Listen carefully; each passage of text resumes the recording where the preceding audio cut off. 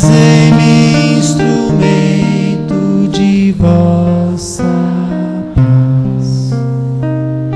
Onde houver ódio, que eu leve o amor. Onde houver ofensa, que eu leve o perdão.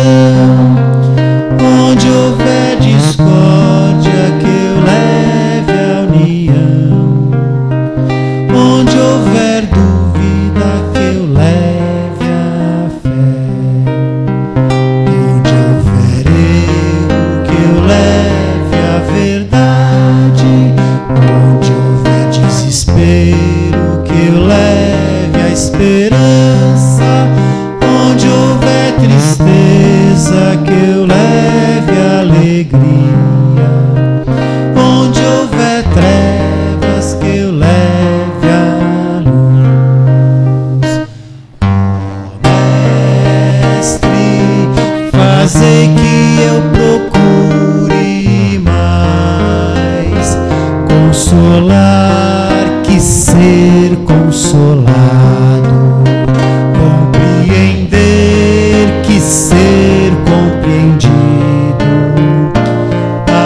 amar que ser amado, pois é dando que se recebe, é perdoando que se é perdoado, e é morrendo que se vive para a vida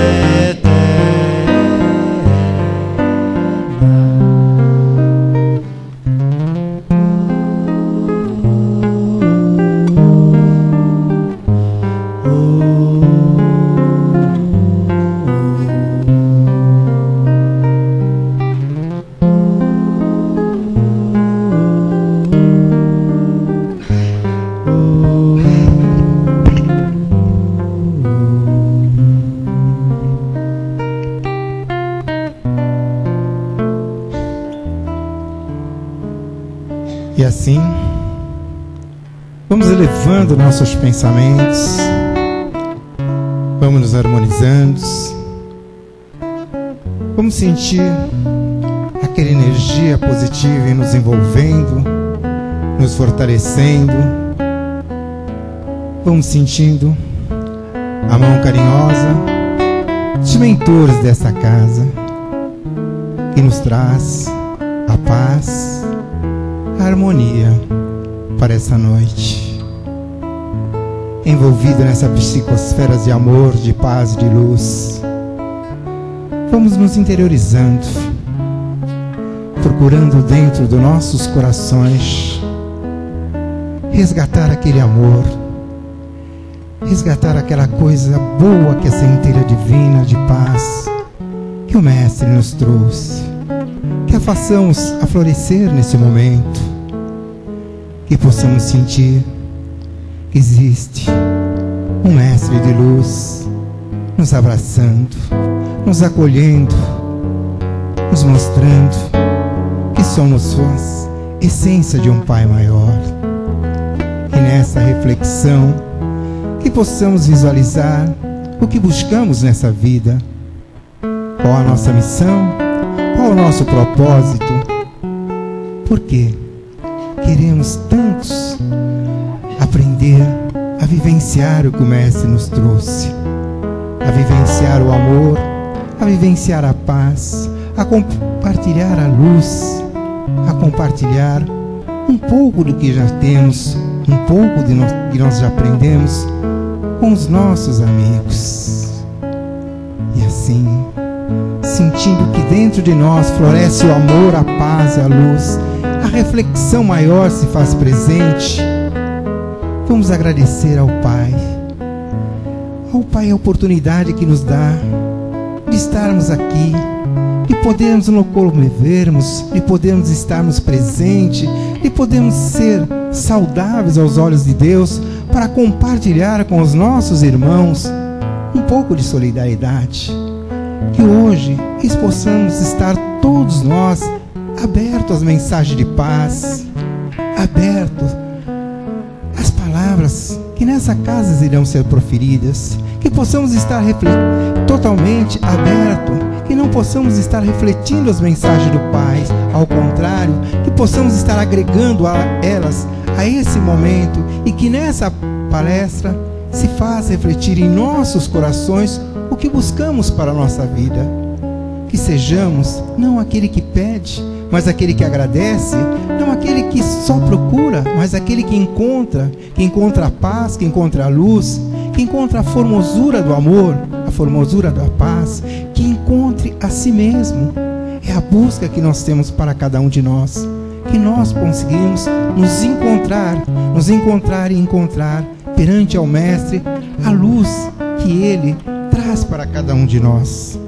E que possamos agradecer sempre a Deus, que possamos agradecer aos nossos amigos, aos nossos familiares, as pessoas mais difíceis com que compartilhamos essa vida, a oportunidade do aprendizado, a oportunidade de termos perto de gente perto de nós que nos faça refletir sobre a vida.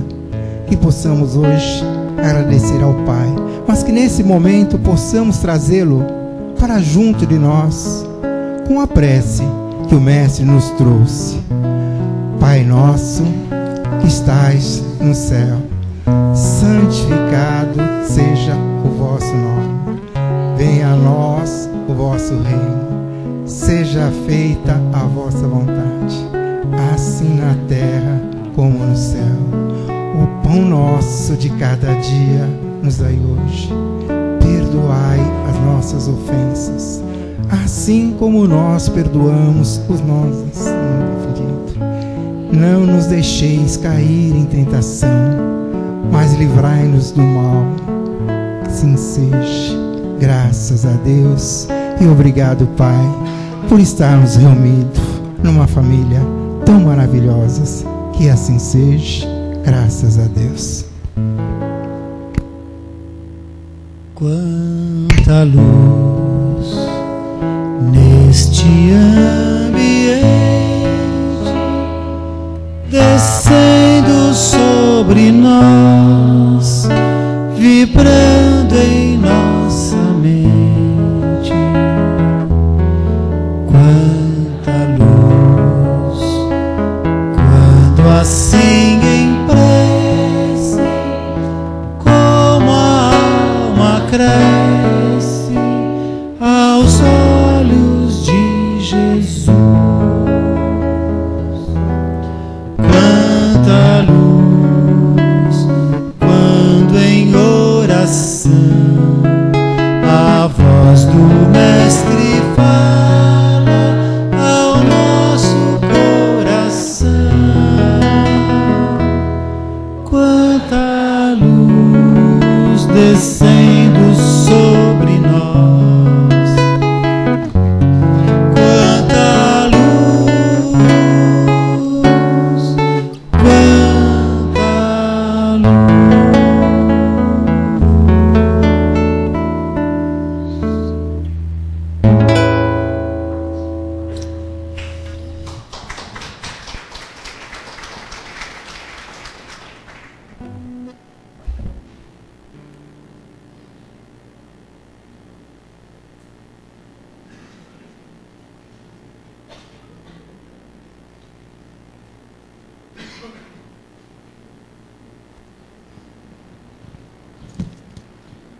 Bom, boa noite a todos.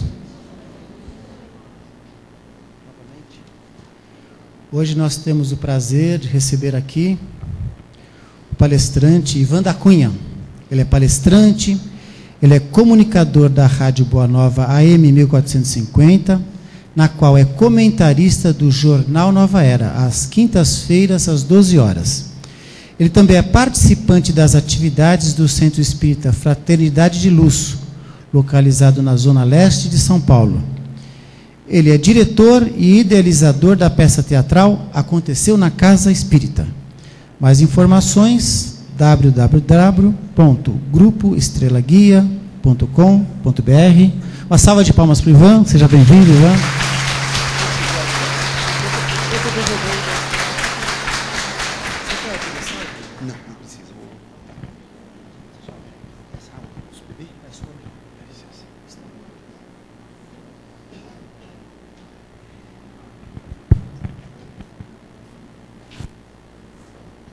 Meus irmãos e minhas irmãs, boa noite.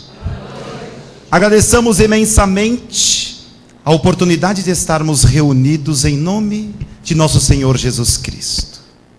Que nossos corações estejam preparados para que a semente do Evangelho redivivo faça raízes realmente mais profundas do que muitas vezes tem feito em nossas vidas.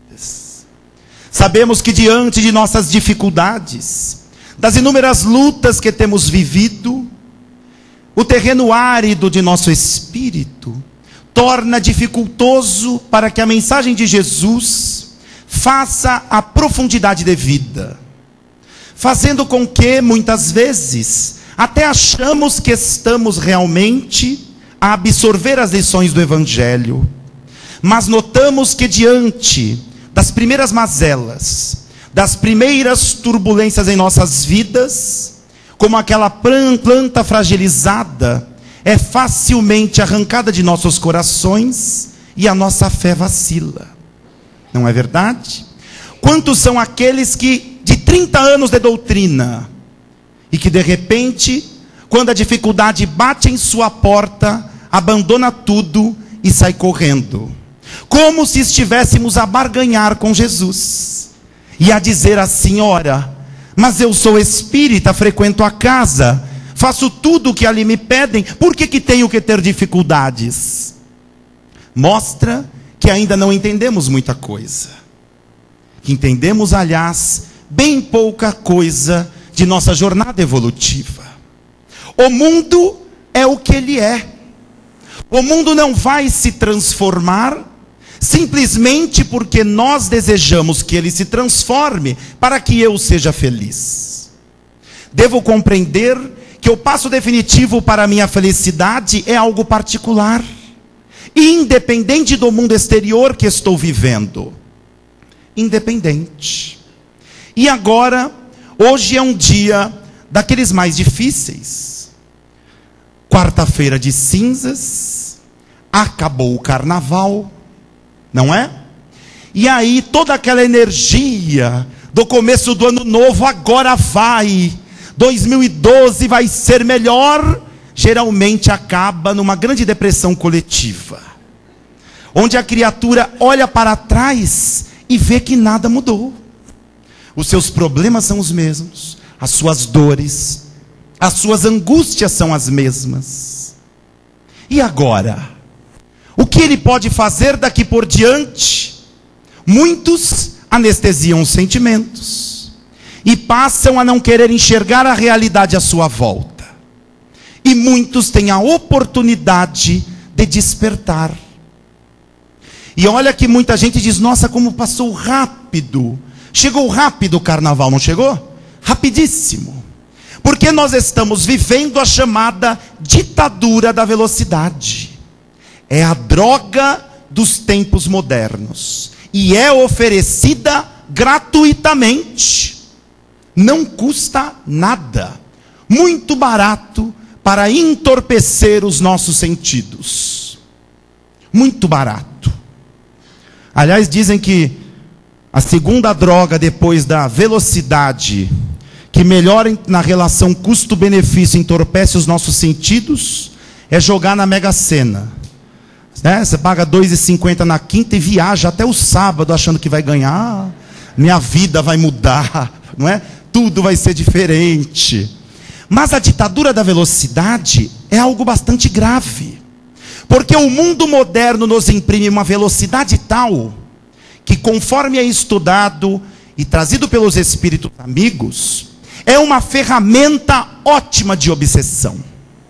Pois quanto menos tempo eu tiver para pensar em minha própria vida, quanto menos tempo eu tiver para pensar nos meus conflitos emocionais, no que estou sentindo, no que preciso fazer, mais fácil torna-se atrasar a nossa evolução.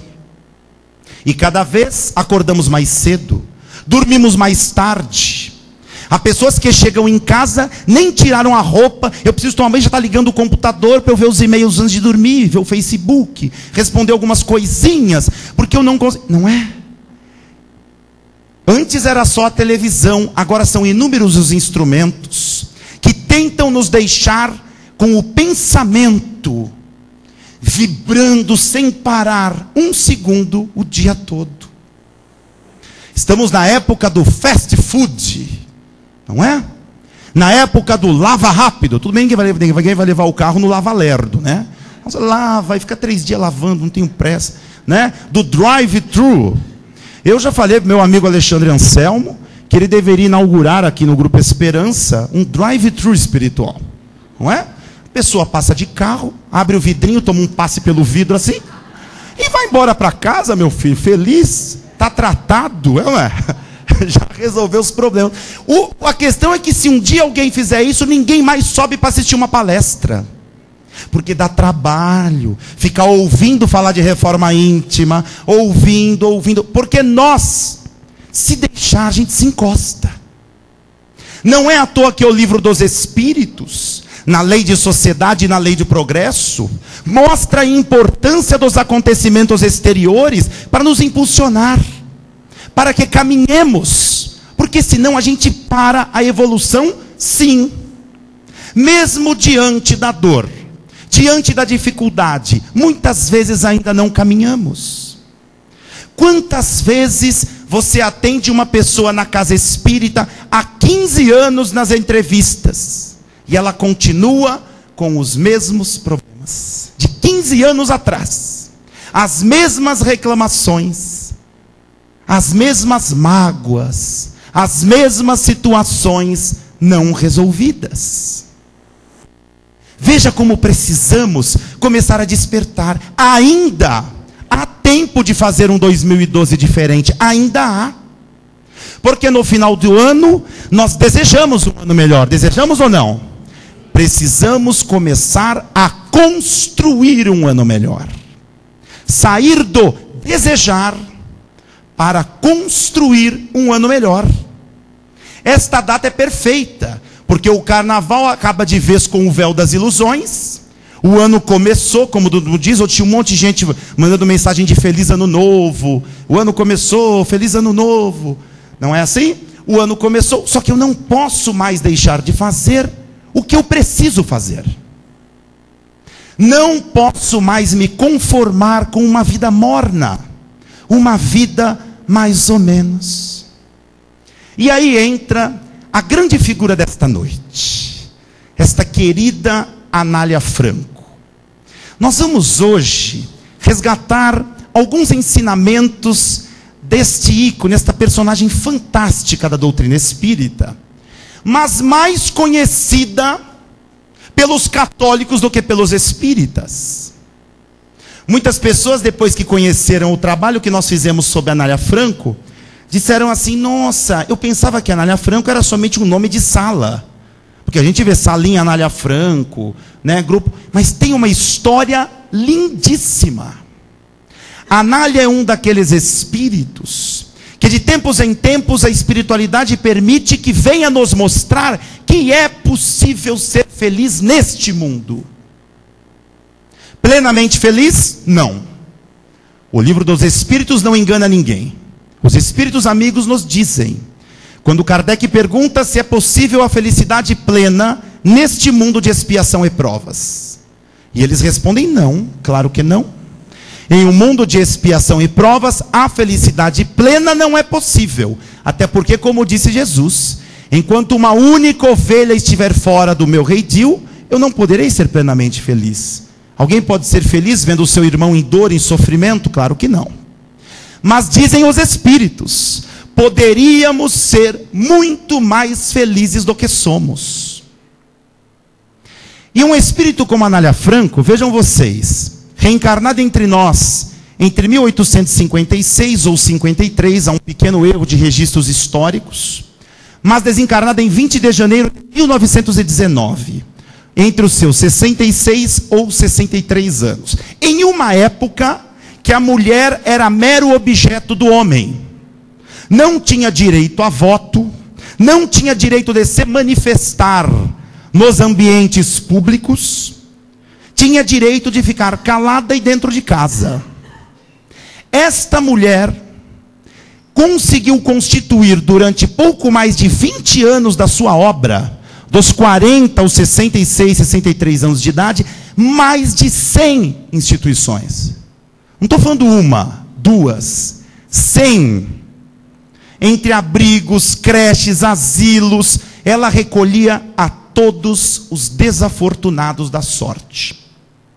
E sofreu barbaridade. Esse trabalho, falando rapidinho o que aconteceu, inclusive foi na mesma semana do aniversário da Casa do Caminho na Vila Mariana. Eu ia fazer palestra lá na semana do aniversário no sábado, De Luca ia no domingo. E no sábado, terminada a palestra, alguns amigos vieram me procurar e falaram assim: olha, Ivan, a gente sentiu por intuição que isso tinha que ser entregue na sua mão. E era um roteiro chamado Anália Franco, um candeeiro sobre o alqueire, de uma peça teatral de Marcelo Medeiros, que é um dramaturgo, um cineasta, um diretor teatral consagrado, conhecido no mercado espírita, e que fez esta peça e ganhou esta peça no ano de 2000 o prêmio Vladimir Herzog de Direitos Humanos, que é um dos prêmios mais importantes do Brasil, porque ele é oferecido pela Ordem dos Advogados do Brasil, a OAB, mais a Cúria Metropolitana da Arquidiocese de São Paulo, pela Igreja Católica, reconhecendo a grandeza desta mulher, Anália Franco.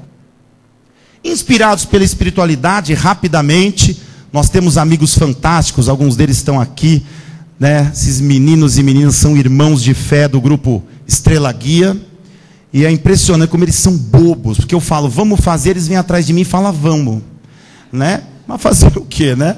E eles vêm e faz. Eles têm uma confiança que eles não sabem onde estão amarrando o burro deles. E nós, em pouco mais de um mês, transformamos isso aqui num radioteatro. Com que objetivo que a espiritualidade nos pediu? Primeiro, de resgatar a história desta mulher que tem sido esquecida nas casas espíritas. E segundo, como um instrumento de auxílio ao estudo, porque o povo não gosta mais de ler.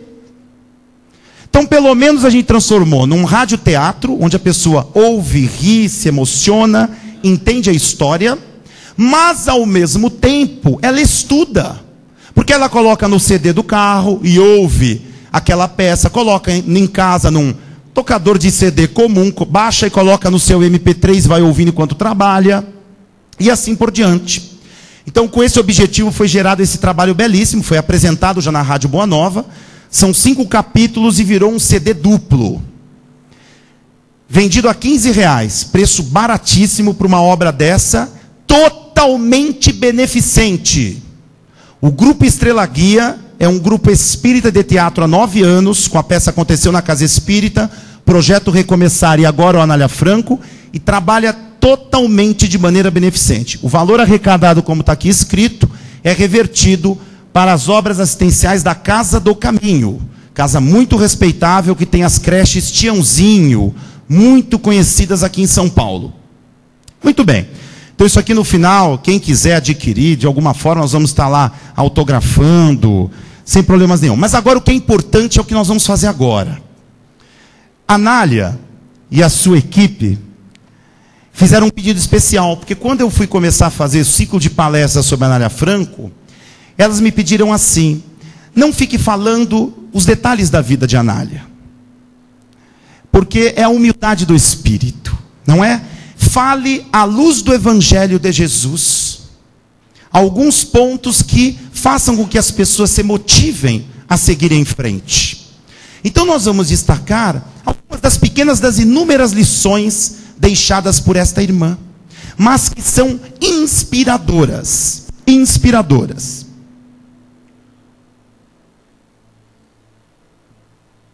Primeira coisa lindíssima que a Anália nos ensina: a capacidade de nos colocarmos no lugar do outro.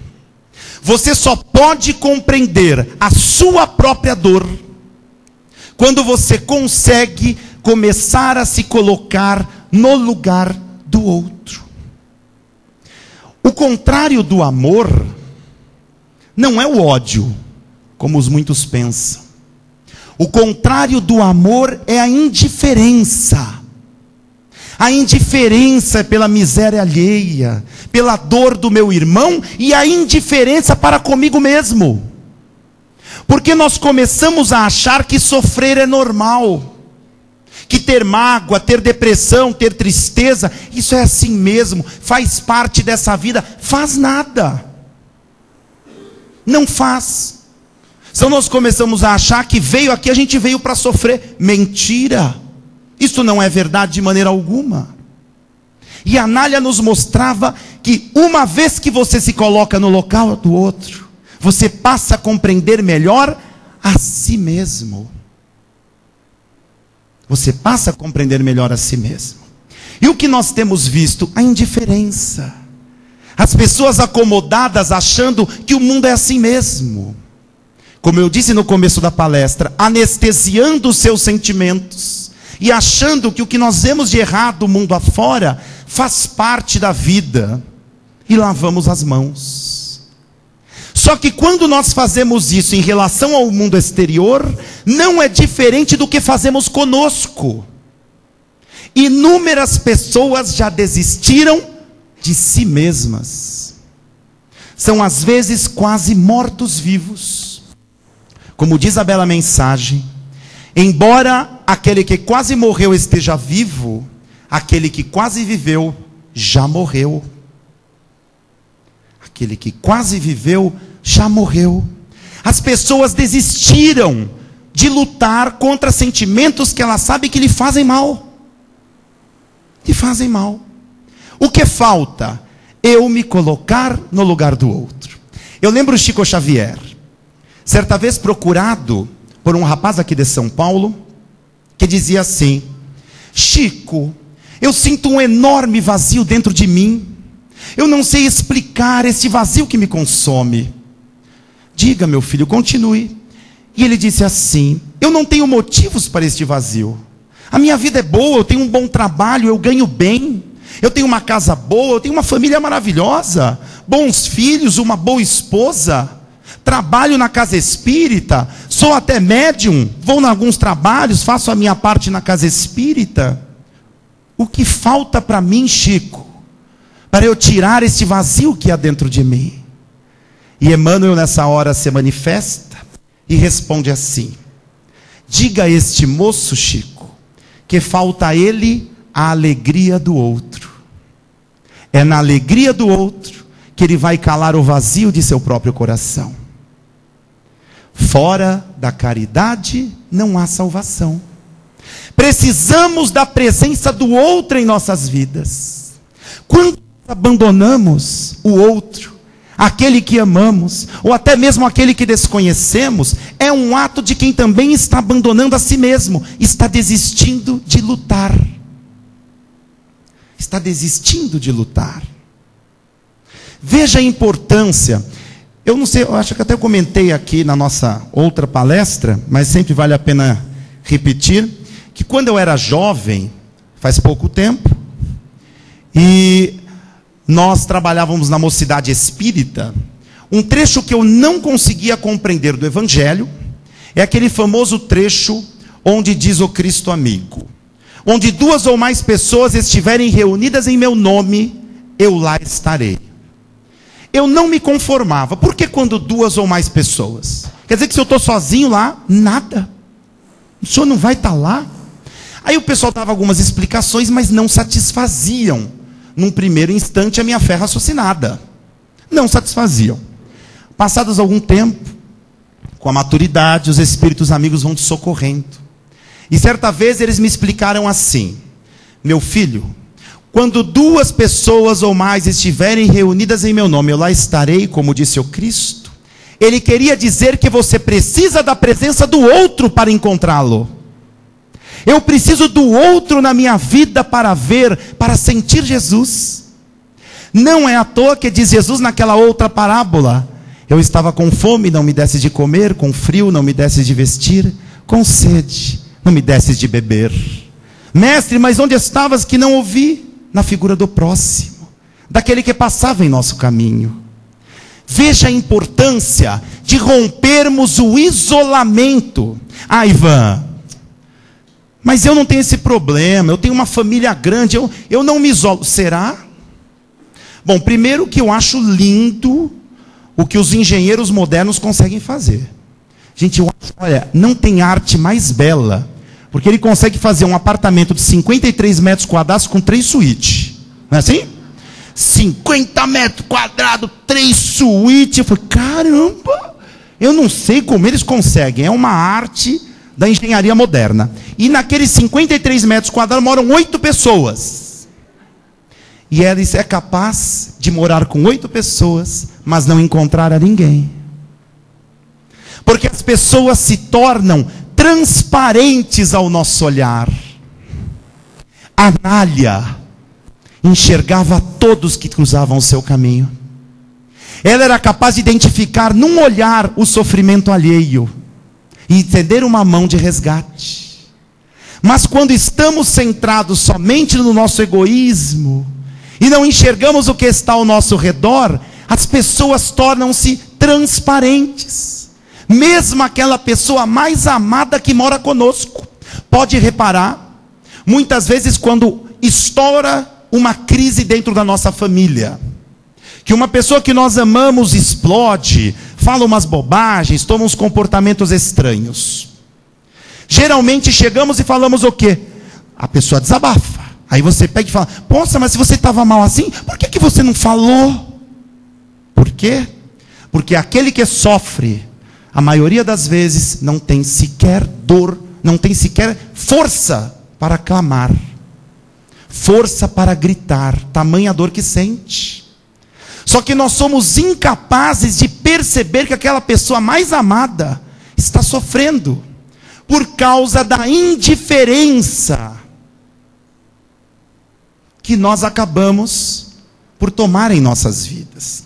Meus irmãos e minhas irmãs, isso é um movimento muito sutil, que nós não percebemos. Lembra quando nós começamos a falar na palestra, a ditadura da velocidade?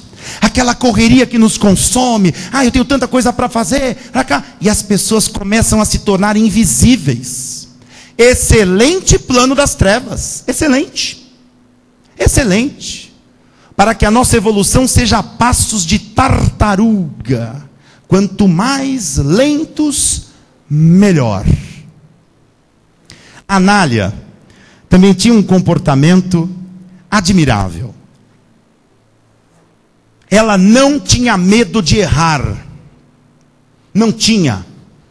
Porque muitas vezes a criatura, por medo de seguir em frente, mas eu já errei, mas eu já caí, ela acaba não caminhando profissionalmente, no campo afetivo, no campo familiar, pelo medo de errar. Passamos a vida, como diz o Evangelho, a contemplar a escuridão, com medo de olhar a luz que está do nosso lado. E contemplamos a escuridão. Claro que nós vamos errar. Eu não tenho medo não, porque eu aprendi, que é errando que se aprende. Então também aprendeu errado. Não é errando que se aprende não. Se fosse assim, o melhor modelo pedagógico seria, vamos errar bastante. Gente, vamos lá, todo mundo hoje, vamos sair daqui e gritar com todo mundo na rua, hein? Para a gente errar e aprender. Não é verdade. Qualquer professor sabe que não é errando que você aprende, é corrigindo o erro que você aprende. É diferente. Que adianta também só errar. A vida é assim mesmo, eu aprendi que é errando que se aprende, levanta e erra. É errando e erra. E aí vem Chico. E Chico diz assim, meu filho, quando a borracha começa a gastar mais do que o lápis, a coisa está feia. Não é verdade? Porque o cara continua incidindo nos mesmos erros.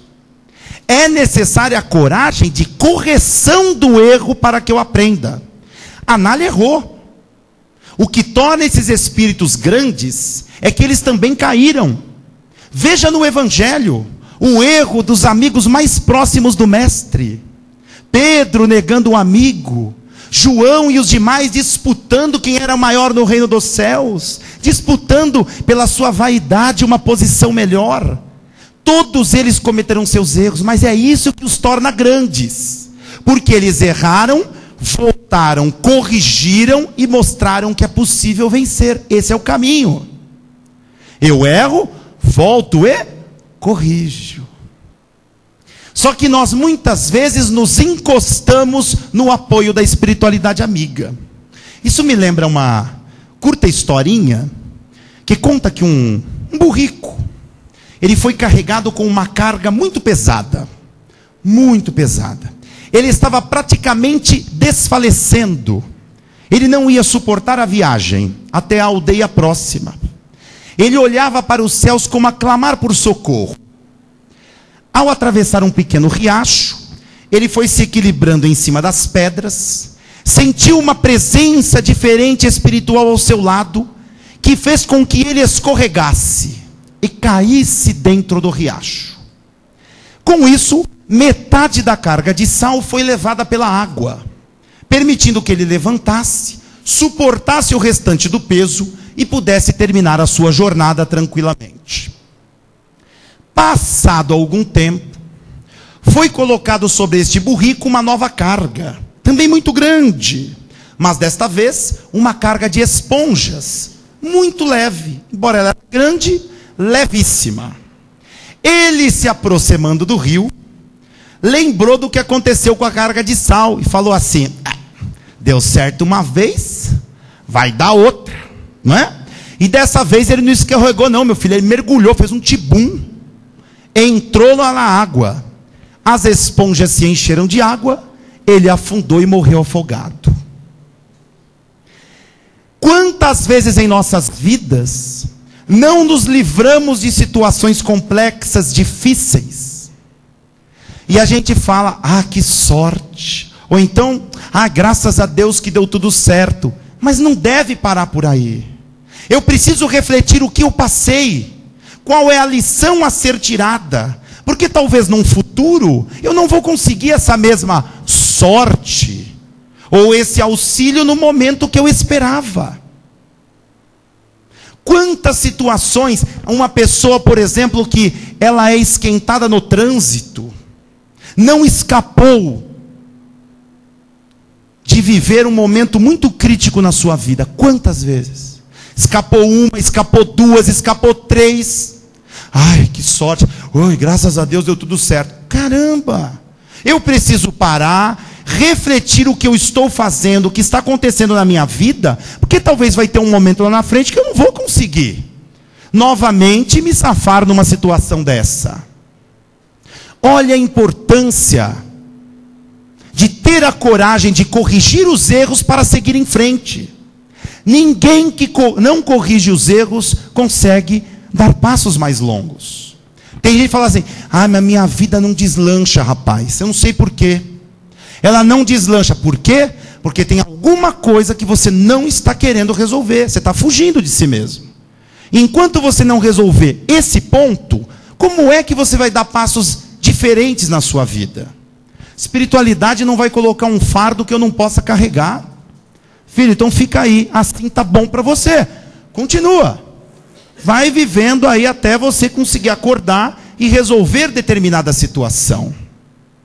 Não podemos ter medo de caminhar, meus irmãos e minhas irmãs.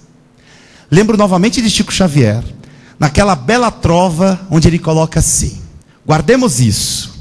Homem com pressa no bem, cujo passo não recua, não tem tempo de reparar o cão que ladra na rua. Homem com pressa no bem, cujo passo não recua, não tem tempo de reparar o cão que ladra na rua. Ele não se detém: mas estão me criticando, mas está tão difícil, estão falando mal, estão falando isso. Quem está firme no que ele tem que fazer, ele não fica prestando atenção no que está acontecendo para tentar retardar a sua evolução. De maneira alguma. A Nália também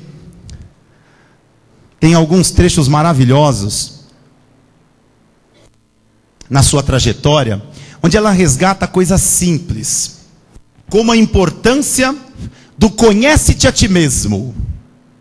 Simples, né? Simples. Mas por quê? Aquele que não se conhece, ele é facilmente vítima do mundo exterior. Porque se você não se conhecer, o seu inimigo o fará. Faz. E não precisa nem ser inimigo. Exemplo prático. Você na sua casa, não é? A gente conhece ou não conhece a fraqueza de quem mora com a gente?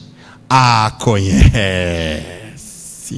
Aí aquela pessoa que tem, por exemplo, problema de baixa estima. Ela vem e pisa no teu calo. Aí você olha para ela e fala assim: por isso que você nunca vai ser nada na vida. Não é? Faz aquele para atingir. E você sabe que vai cutucar a ferida da pessoa. É assim. Se eu não conheço as minhas fraquezas, naturalmente eu fico vítima do que acontece no mundo exterior. Daquele que quer me machucar, do plano espiritual não tão bonzinho assim, não é? Olha a importância de eu me conhecer, justamente para que eu tenha uma visão correta do que acontece à minha volta. Anália, em inúmeros momentos, ela conhecia as suas explosões. Respirava, analisava um pouco melhor, se ela tinha colocado muita gente para correr. Se ela não respirasse, que ela sabia que ela era impulsiva em muitos momentos. Então, se ela tomasse atitudes impulsivas, ela teria perdido muito da trajetória terrena que ela teve. Muito. Veja a importância, portanto, do conhece-te a ti mesmo. De conhecermos as fraquezas que nós estamos vivenciando na nossa vida. Uma outra coisa lindíssima é a prece. A prece. A importância da prece. Casa de espírito é uma delícia, não é? Os espíritos vêm, os espíritos vão. O seu Eloy, por exemplo, não é uma delícia? Então, mas vejam só, meus irmãos, gente, não pode ter medo de espírito, viu? Não é? Vocês lembram daquela propaganda do ano passado, da cerveja? Que as mulheres se reuniam e ficavam assim: vem Astolfo, vem Astolfo, lembra? Vem Astolfo, era uma propaganda assim, elas se reuniam, era uma propaganda engraçada, vem Astolfo, aí o Astolfo vinha e elas saíam correndo. A gente chama, quando eles vêm, às vezes a gente corre, não é verdade? Mas vamos falar um pouquinho da prece. A prece é maravilhosa. Mas antes da prece, até porque eu lembrei de uma coisa interessante agora. Nós falávamos do controle de nossas emoções, de nos conhecermos a nós mesmos. Principalmente o controle da língua. A língua é um verdadeiro animal que precisa ser domado. Domado e educado adequadamente. Eu lembro uma história interessante que eu quero até compartilhar, é verdadeira, hein? Isso não é piadinha de internet, não. Está nos livros de história. Conta-se que em 1825, Nicolau I assumiu o trono da Rússia, como czar, que eles chamam, o rei da Rússia. Eles chamam de czar. 1825. Logo na sequência, ele sofreu uma forte rebelião para tirá-lo do trono, onde o líder rebelde foi capturado, e esta invasão ficou conhecida como a insurgência de dezembro. Está nos livros da história. O que aconteceu? Prenderam o líder rebelde, e ele foi para ser enforcado em praça pública. Era 1825, ainda tinha essas coisas. Colocaram ele sobre o patíbulo, que é aquela armação de madeira, onde abre o calabouço para que a pessoa caia, corda no pescoço. Quando acionaram a alavanca, abriu, mas a corda arrebentou. E ele caiu no chão, zonzo, claro, mas não morreu com o pescoço quebrado. Só que havia uma tradição na época, que o povo tinha muito medo das questões de Deus, as questões espirituais, e achavam que isso era um sinal de Deus. Então, quando uma pessoa sobrevivia a uma pena de morte, ela tinha direito que o seu primeiro pedido fosse atendido, e o rei deveria assinar o perdão, e ela ser solta. O rei ficou furioso, falou: meu Deus, eu vou ter que libertar esse cara, eu não acredito, como é que isso foi acontecer? Esperou. O homem se levantou, percebeu que estava vivo, e com sarcasmo, olhou e disse assim: está vendo? Ele estava na praça pública de Moscou. Está vendo, povo russo, o que se tornou este governo incompetente? Aí ele vira para o rei e diz assim: será que vocês não teriam pelo menos uma corda decente para eu morrer enforcado? Ele falou: pois não, o primeiro pedido é esse. Pum, mataram o homem. Morreu pela língua, meu filho. História verídica, está nos livros de história, né? Foi o primeiro pedido. Eu tenho o primeiro pedido. Vai morrer pela língua. E morreu pela língua. Olha a importância do controle do que nós somos. Porque quantos caminhos nós não perdemos pela palavra maldita. Olha onde vem a palavra maldita, né? Aquela palavra que não precisava ter saído da minha boca. E diante da prece, Anália nos mostra a importância da elevação do pensamento. Meus irmãos e minhas irmãs, a oração, como diz Joana de Ângeles, mentora espiritual de Divaldo Pereira Franco, aguça a nossa intuição, que é a primeira e mais bela das mediunidades. E intuição é a presença discreta de Deus em nossas vidas. Lembro de um mosteiro, onde um jovem noviço, ao terminar a prática da oração, perguntou assim ao seu mestre: mestre, por eu ter terminado de fazer as minhas orações, Deus fica mais próximo de mim? E o mestre disse assim: vou lhe responder com uma outra pergunta. Por você ter feito as suas orações, o sol vai nascer de manhã? Ele respondeu: claro que não. O sol nascer de manhã é um movimento natural do universo. Pois muito bem, você fazer as suas orações não vai fazer com que Deus fique mais perto de você. Então ele ficou inconformado. Como é que pode? Eu estou orando para nada? Estou aqui fazendo um monte de oração à toa? Deus não vai ficar mais perto de mim? Ele falou: calma, eu te explico, não foi isso que eu quis dizer. O sol nascer de manhã, para que você o veja, necessita boa vontade e a dedicação, para que você acorde cedo, saia da sua cama e veja o nascer do sol. Da mesma forma é a presença de Deus. Deus está próximo de todos nós, mas a prática da oração é que a permite com que eu veja. Ou talvez não seremos capazes sequer de senti-lo. Então não é orando que Deus vai estar mais perto de um ou de outro. Pai é o Pai. Mas hoje nós temos largado a prática da oração, quase como se fosse algo antigo, que não se usa mais. E não é aquela oração quadradinha, aprender a conversar com Deus. Male male a nossa oração. Não, antes de deitar eu faço a minha oração. Faz. Aí eu deito embaixo das cobertas. Pai nosso que está nos céus. Nossa, como o Pai Nosso é bom para embalar o sono, não é assim? Embala o sono, que é uma beleza.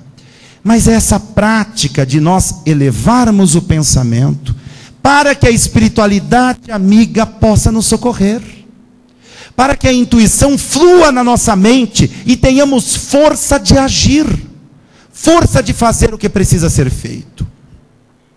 Meus irmãos e minhas irmãs, são inúmeros os exemplos de vida de Anália Franco. Não é à toa que se chama a obra Um Candeeiro sobre o Alqueire, nos convidando a permitir que a nossa luz brilhe, que a nossa luz se expanda. Vocês lembram daquele, vale a pena comentar para a gente poder partir para o nosso fechamento, daquele rapaz, aquele navegador conhecido Almir Klink, não lembram? Que com o seu barco Paraty 2, vai lá para o Polo Norte, para o Polo Sul, fica 2 anos dando volta no mundo sozinho. Gente do bem esse cara, doidinho, mas bacana, muito bacana. É verdade, é bacana mesmo. Você escuta as conversas dele, é uma pessoa de alto astral.